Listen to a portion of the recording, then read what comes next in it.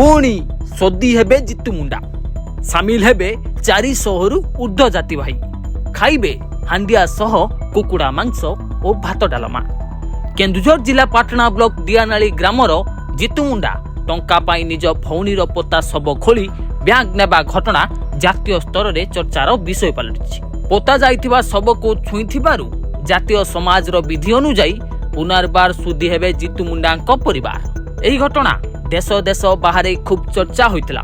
एही घटना रे जितु मुंडा पोता जाइथिबा शब माटी तळु खोली बाहर करिथिबारु निज समाजरु बासंद हेबा भयरे पुणी थरे सुधी क्रिया हेबे जितु मुंडा परिवार।